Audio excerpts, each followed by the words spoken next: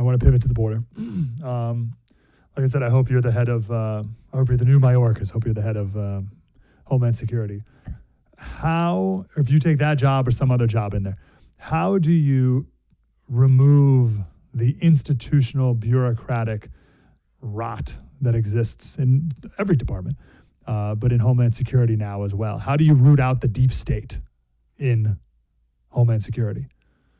Look, I think we know who the deep state is, and it starts with Alejandro Mayorkas and the political appointees that they spread across every agency within, for instance, ICE.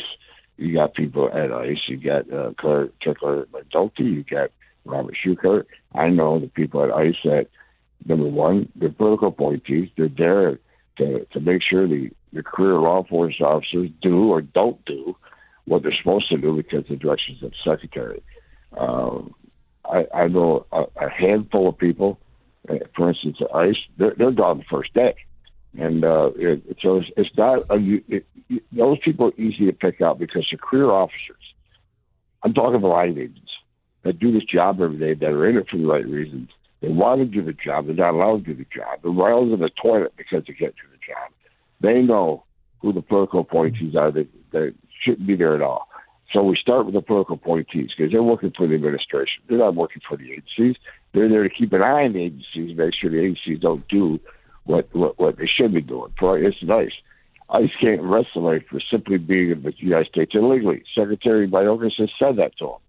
They know who ICE is ending detention operations and giving it to NGOs. So NGOs get $500 a night to put somebody in a hotel room when we got empty ICE beds at $117 a night sitting empty.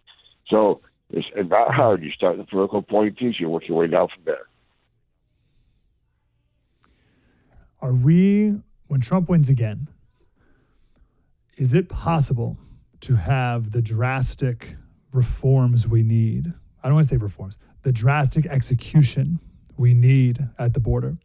Or do you think we'll be met with, well, Slater, it's big. It's a lot. There's a lot to do.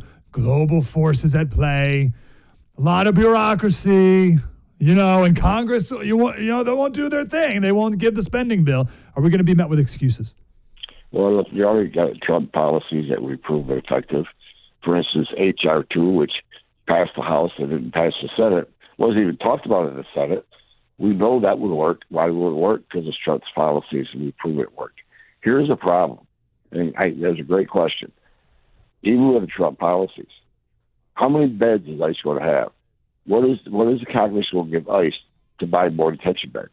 What are they going to give ICE to expand the transportation contract, whether it's over land, buses, or airplane transportation to get people out of the country? What are they going to allow ICE to do for additional law enforcement resources? They're going to make sure ICE has the funding to bring in U.S. Marshals to help, or maybe other federal agencies. I think is DOD going to be allowed to help with the infrastructure, help build the soft-sided facilities, help run transportation, doing the things that doesn't require a law enforcement officer to do. That way, that law enforcement officer get him on the bus and put him out in the street for operations, and have someone else drive that bus. That's where the problem is going to be. We need to have both the House and Senate so we don't have that problem. And hopefully, even if we have the House and Senate, I hope they do a hell of a lot better than they did under the first 2 years of Trump, where they wouldn't help him lock down the border. And Trump had to come up with all these executive actions because Congress wasn't there to help him. You had your never Trumpers in the Republican Party. They agree with him. It wasn't going to help. I hoped, with everything going on in this country the last 4 years, every Republican in Congress, every Republican in the Senate is going to back up this president.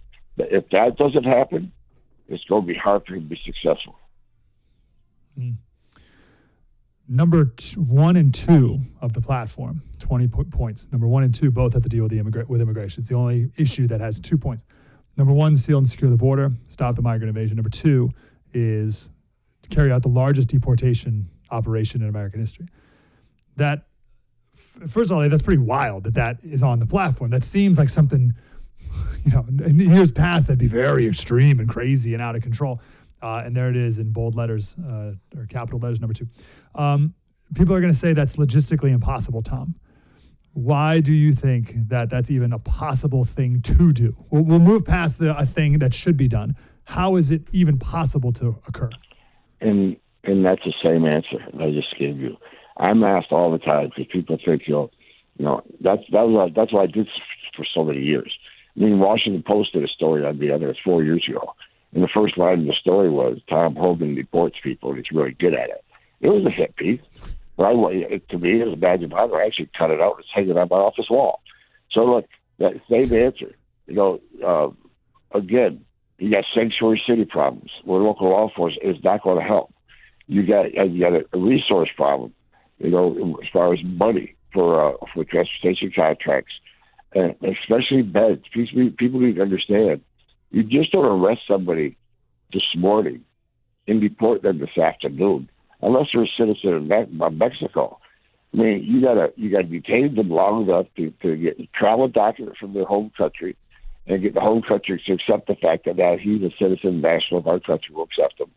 Then you got recalcitrant countries like China who won't take them back. There's a lot of work involved in this. So the historic deportation operations, it's going to be a slow start just because of all the problems that currently exist with it that can't be fixed in a matter of a day or two.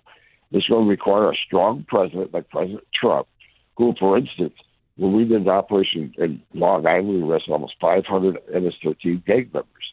And I told the president, it's tough to get these people back to El Salvador if they push back, especially on gang members.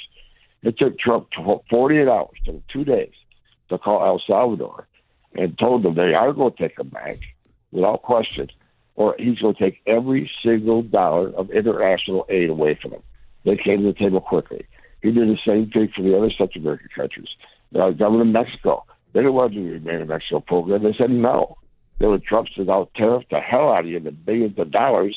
Now they're all in. So it's going to take a leader like Trump to demand these countries take action. Put military at the southern border of Mexico, northern border of Mexico. That's what he had them do the last time. Turn on the Remain in Mexico program and catch and release and re-enter the Third Safe Country Agreement so we can have great success. The problem is the resources to remove these people. So it's going to require additional agents. And my thought was, and I've said this to a lot of people, bring back retired agents from the Border Patrol ICE. They know the Fourth Amendment. They know how to speak Spanish. They know how to process an alien under the current regime. So, that would be a great help. U.S. Marshals, they can assist ICE in the street. You got Secret Service can assist. As long as you have an ICE officer, someone with Title 8 authority that will be leading the arrest, the other officers that are assisting for officer safety concerns don't specifically have to be have authority to make an ICE arrest. They're just there to help the safety of the operation. There's a lot of things in this, but your first question is a really good one. Biggest deportation operation, but we got a lot of hurdles to overcome to make that successful. Last question for you, Tom. Give me a behind-the-scenes story of Donald that led you to believe that he actually really does care about this issue. There's still idea from the left that he's just whatever, just in it for the ego or whatever. Prove to me that he actually cares about this.